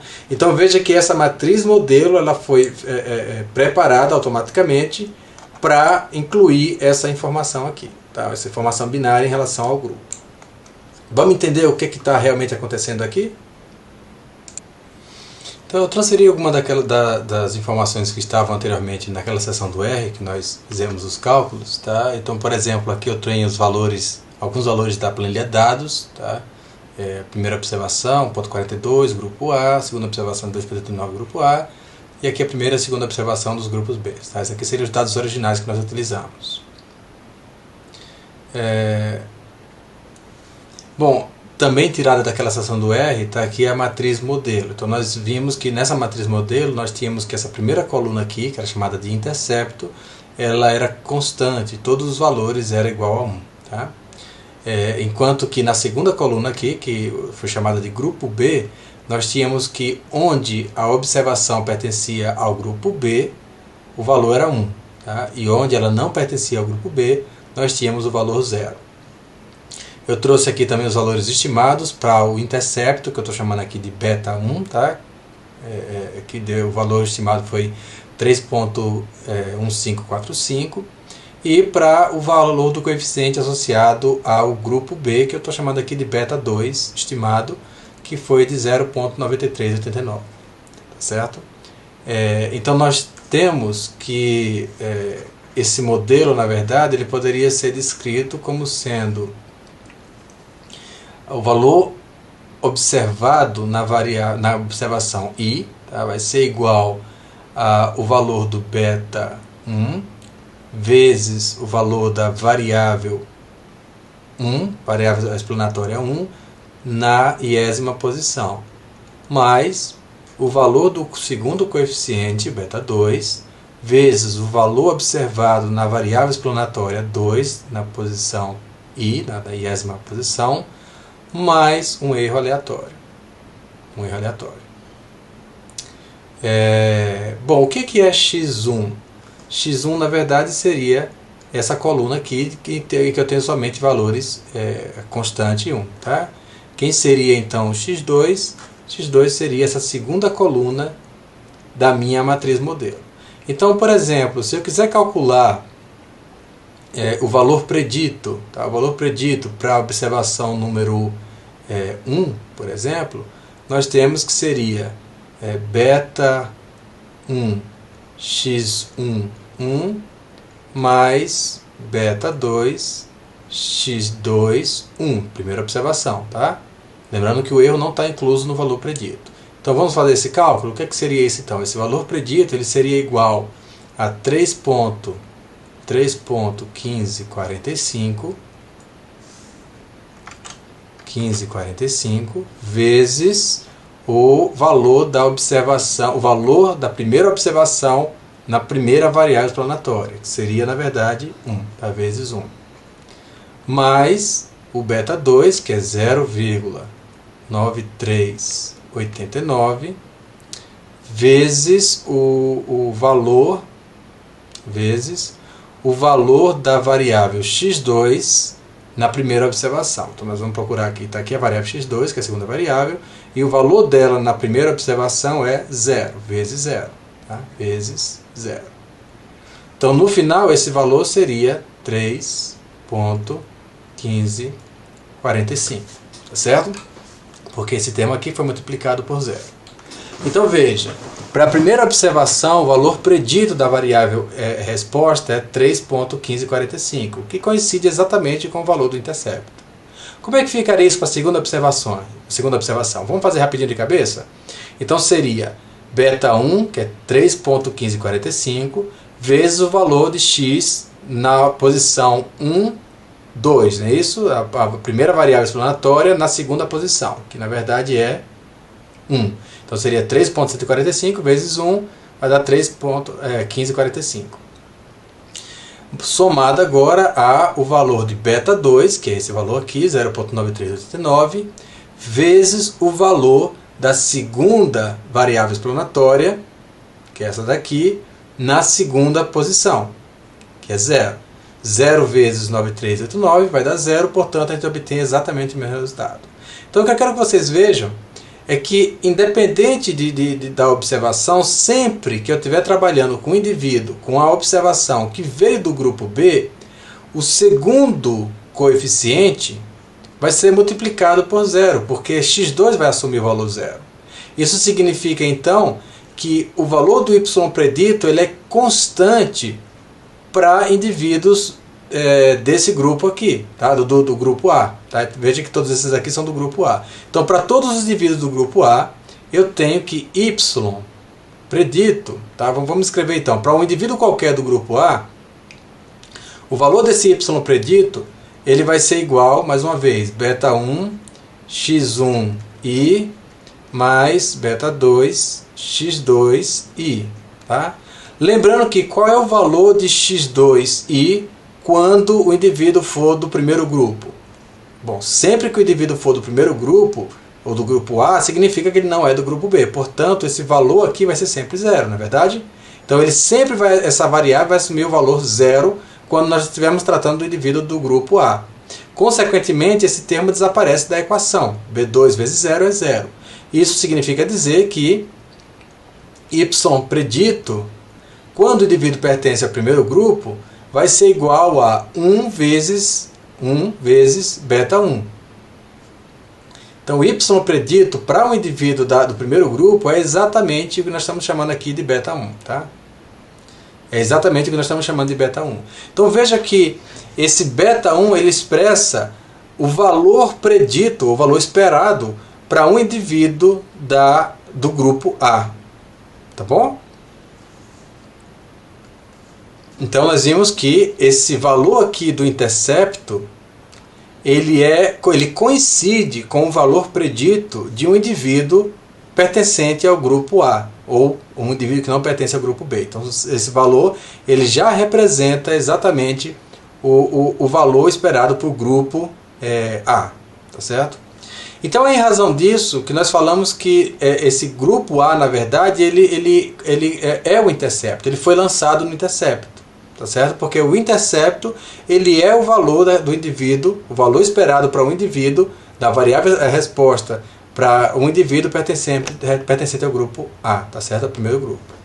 Bom, com relação ao segundo grupo, nós teríamos que, novamente, y predito é igual a esse beta 1, 3,145, vezes, como isso aqui é constante, é somente 1, então eu posso substituir direto pelo coeficiente, né? Então, 3,1545 mais... bom, sempre que o indivíduo for do grupo B, do segundo grupo, qual que é o valor de x2? Vai ser sempre 1, não é verdade? Então isso significa que o valor predito para o indivíduo do grupo B vai ser sempre igual ao intercepto mais beta 2, que é 0.93, vezes 1, que é igual a isso daqui. Tá? Ou seja, eu posso dizer da seguinte forma, se o indivíduo pertence ao grupo A, o y predito vai ser igual a beta 1 estimado, não é isso? Não foi isso que nós vimos anteriormente, que eu acabei de mostrar a vocês anteriormente? Então, se o indivíduo pertence ao grupo A, esse 0 aqui vai eliminar esse termo, vai sobrar somente beta 1. Então, o valor predito para esse indivíduo vai ser beta 1. Se o indivíduo for do grupo B, o que nós esperamos é que y predito, yi, vai ser igual a 1 vezes beta 1, mais uma vezes, lembra que se for do grupo B, esse valor de x2 vai sempre assumir o valor 1. Então, uma vez beta 2.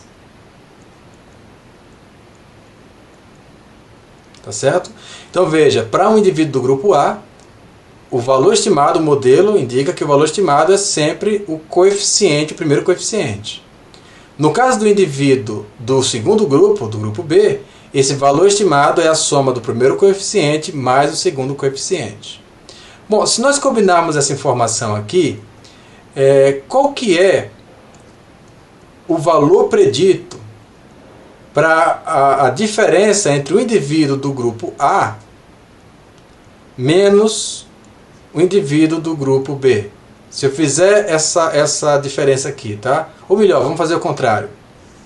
Vamos fazer o grupo B menos o grupo A, para ficar mais fácil de interpretar. Então, se eu pegar um indivíduo, um valor desse segundo grupo, tá? Um valor qualquer do segundo grupo, e subtrair de um valor do primeiro grupo, o que é que eu espero como resultado? Vamos fazer essa conta? Bom, o que é o valor predito para um indivíduo do primeiro grupo? Seria esse y, do segundo grupo, perdão. O valor predito para um indivíduo do segundo grupo seria baseado nessa equação aqui, não é isso? E como é que isso ficaria? Ficaria beta 1 estimado mais beta 2 estimado, não é isso? Isso daqui não corresponde ao que seria o valor estimado aqui para um indivíduo do grupo B? Bom, se nós subtrairmos agora o valor estimado do segundo grupo, o que é que nós obtemos? Desculpe, o valor estimado do primeiro grupo, do grupo A, o que é que nós obtemos? Nós temos aqui que para o grupo A o valor estimado seria beta 1. Então, vamos chamar isso daqui de delta, tá? Essa diferença de YB e YA, vamos chamar ela de delta. Então, eu teria que esse delta é igual a beta 1 mais beta 2, que é o valor de YB, menos beta 1, que é o YA. Qual que é o resultado disso daqui? Bom, eu tenho B1 aqui, menos B1 aqui, um elimina o outro, o que sobra é beta 2, tá? Então veja, esse valor estimado aqui para o beta, ele expressa exatamente a diferença estimada entre a média desse grupo A, desse grupo B e o grupo A. Ou seja, esse coeficiente aqui, beta 2, ele é uma estimativa da diferença entre a média do grupo B e a média do grupo A. Tá certo? Essa é a interpretação desse coeficiente. Então, se nós voltarmos agora ao R, bom, voltando então aqui ao R, a gente pode fazer esses cálculos agora, tá? Então nós temos esses coeficientes, né? Se eu fizer coeficiente de modelo, desse modelo que nós ajustamos, nós temos aqui que 3.1545 e 0.389, os valores que eu coloquei lá naquele quadro. E nós temos aqui essa matriz modelo, tá? A matriz modelo desse modelo que nós estimamos agora, tá? Vamos chamar isso daqui de MM, matriz de modelo, e vou chamar isso daqui de betas, tá? Essa matriz, esse vetor de coeficientes, eu vou chamar de betas. Então, se eu quero obter os valores preditos, uma das maneiras de fazer isso, utilizando aquela notação que eu já mostrei anteriormente, né, que y é igual a matriz de modelo vezes um vetor de betas. Isso daqui vai lhe dar os valores estimados para o modelo, tá? O valor ajustado para cada variável. Desculpa, para cada observação. Se nós fizermos isso, tá, nós podemos fazer então MM, e aqui no R existe essa notação especial para multiplicação de matrizes, MM vezes betas. Veja que o que eu obtenho aqui são os valores estimados, tá? Então, só para lembrar, vamos chamar isso daqui de Y_pred, de Y predito, e eu vou anexar essa coluna aos dados originais. Dados e Y_pred.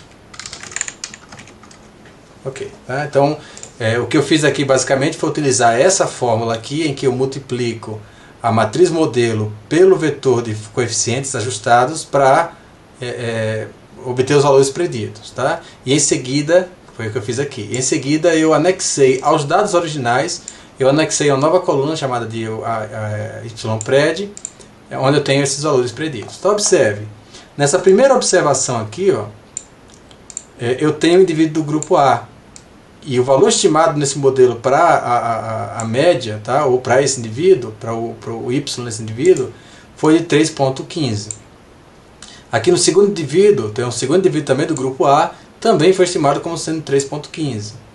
O terceiro indivíduo, 3,15, o quarto, o quinto, ou seja, todas as observações que pertencem ao mesmo grupo, ao grupo A, tiveram a mesma predição para a variável Y. Elas foram todos os casos, a predição foi de 3,1544, tá? E veja que o mesmo ocorre aqui em relação ao segundo grupo, ao grupo B. Todos os indivíduos que estão dentro do mesmo grupo, do grupo B, eles são estimados, o valor de Y é estimado como sendo 4,09. Tá? Então eu vou chamar isso daqui de dados ALG, tá? Se eu pegar esses dados aqui, vamos pegar o valor predito, dados ALG.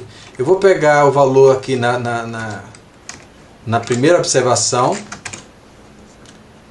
e vamos pegar o na sexta observação, que seria referente a...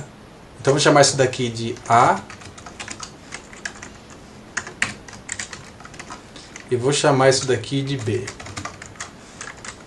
na sexta observação.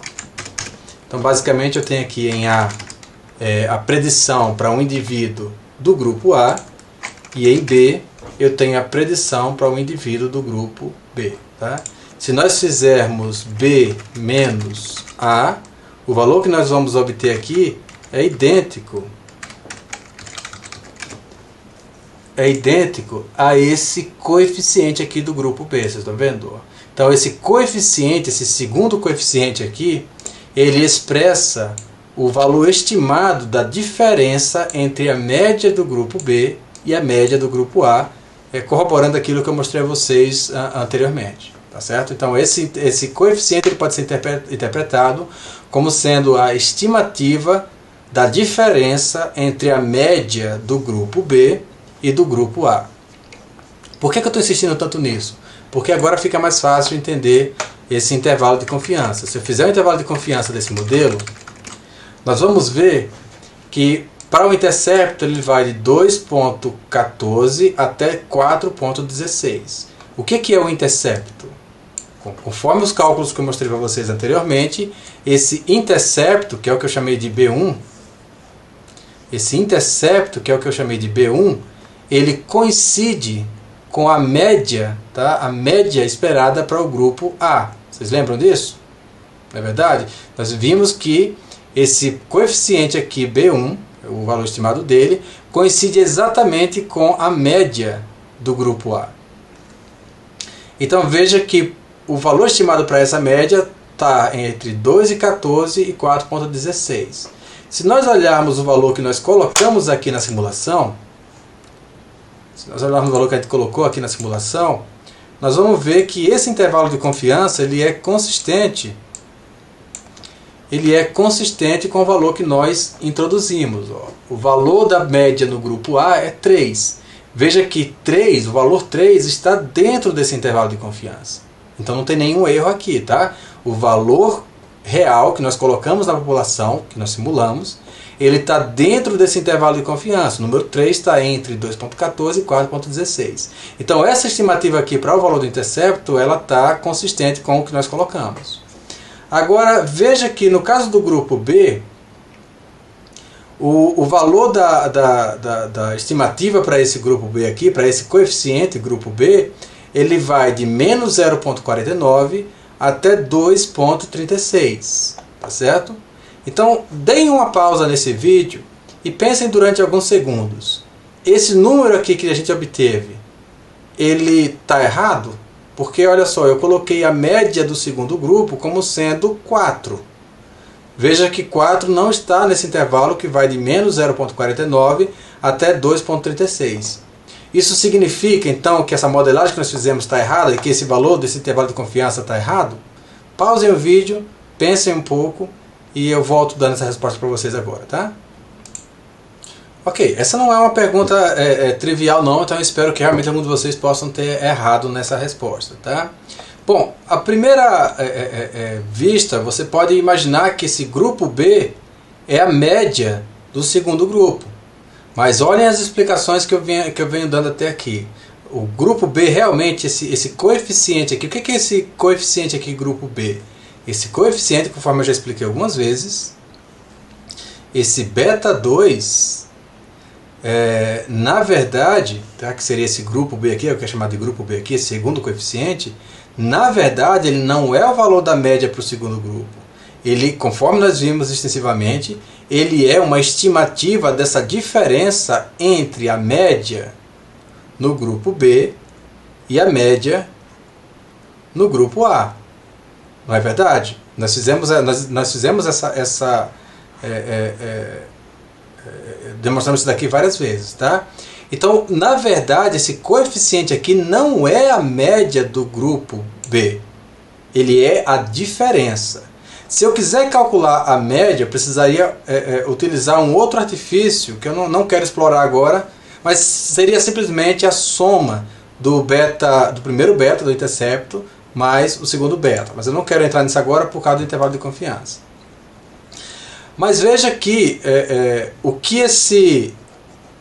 ele está me dizendo é o seguinte: o que eu estou obtendo aqui como resultado nesse intervalo de confiança é que essa diferença entre o grupo B e o grupo A, a diferença da média do grupo B para o grupo A, ela está situada entre menos 0,49 e 2,37. Isso está certo ou isso está errado? Vamos olhar os dados? Lembra que eu escolhi que a média do grupo 1 é 3 e a média do grupo 2 é 4. Portanto, qual que é a diferença real entre a média do grupo 2 e a média do grupo 3? Desculpe, a média do grupo 2 e a média do grupo 1. A diferença é de exatamente 1. Se eu fizer essa subtração aqui, 4 menos 3 é 1. Então essa diferença real ela é 1, tá? 1. Esse valor 1 está dentro desse intervalo de confiança? Veja que está dentro desse intervalo de confiança. Na verdade, o número 1 está dentro desse intervalo que vai de menos 0,49 até 2,36. Ou seja, perfeito, não tem nenhum problema. O valor que eu obtive aqui é consistente com o valor que eu simulei. Tá certo? Mas observe algo interessante. Olha só. Esse parâmetro, esse segundo parâmetro, segundo coeficiente, grupo B, ele nos indica a diferença entre a média do grupo A e a média do grupo B e a média do grupo A. Veja que esse intervalo de confiança está indo de um número negativo até um número positivo. Portanto, o valor zero está dentro desse intervalo de confiança. Na verdade, eu não tenho que zero está situado em algum lugar aqui dentro desse intervalo de confiança. Isso quer dizer, então, que o valor zero é um valor plausível. Ou seja, eu posso considerar que zero é um valor plenamente aceitável desse parâmetro aqui, desse coeficiente, perdão, grupo B. Ele pode ser zero, porque no intervalo de confiança, zero está incluso. Então eu não tenho evidência suficiente baseada nesse conjunto de dados para rejeitar a hipótese de que o valor desse grupo B na verdade é zero. Por quê? Porque zero está dentro do intervalo de confiança. Se zero estivesse fora do intervalo de confiança, aí sim eu teria evidências suficientes para rejeitar a hipótese de que o valor desse parâmetro, desse coeficiente é zero. Vocês entenderam? Tá?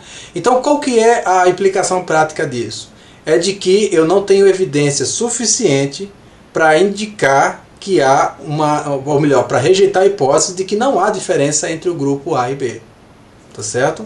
Quando nós analisamos aqui o summary desse modelo, vamos olhar mais uma vez. Deixa eu apagar isso aqui. Quando nós analisamos o sumário desse modelo, nós vemos o seguinte: o intercepto foi altamente significativo. Não vem ao caso aqui, tá? Raramente vocês vão interpretar essa significância do intercepto, em raras situações. Então, no geral, a gente pode simplesmente desconsiderar isso daqui. Mas aqui é onde está a pergunta mais importante. Tá? Veja que para o grupo B, embora a estimativa do intercepto, do coeficiente, tenha sido 0,93, essa diferença entre o grupo B e o grupo A tenha sido estimada como sendo 0,93, mas há um erro padrão grande associado a isso daqui. Por quê? Provavelmente essa amostra foi bem variável.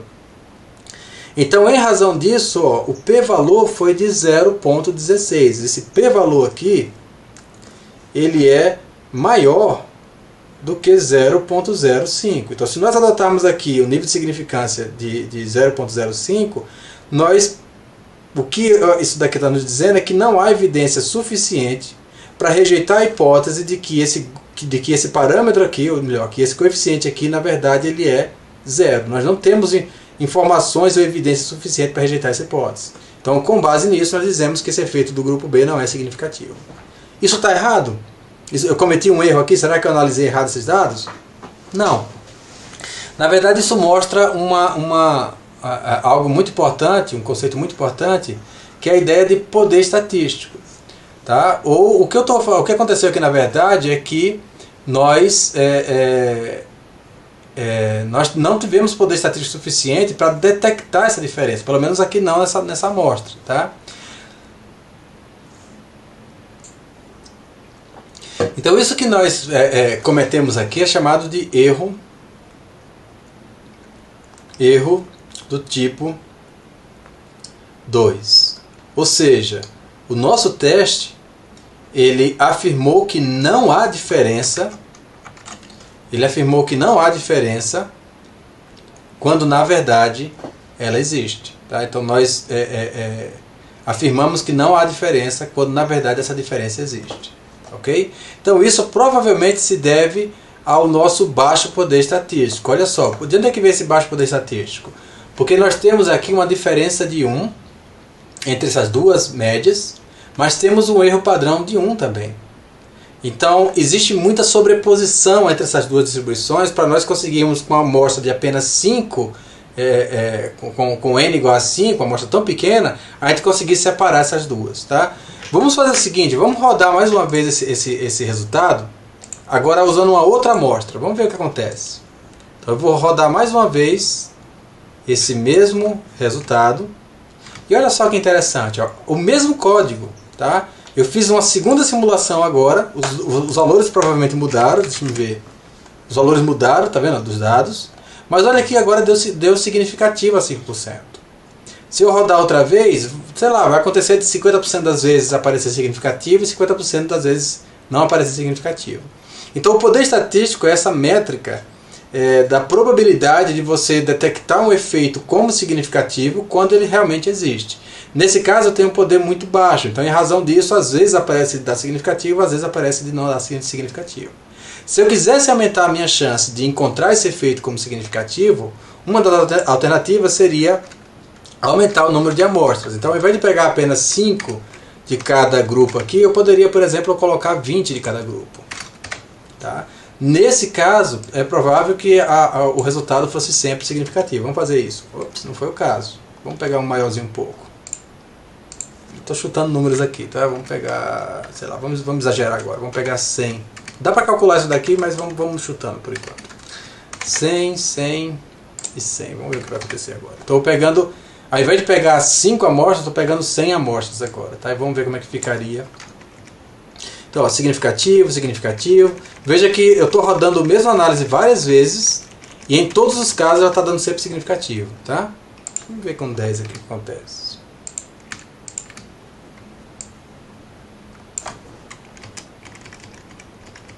Com 10 eu teria alguns casos significativos, alguns não significativos.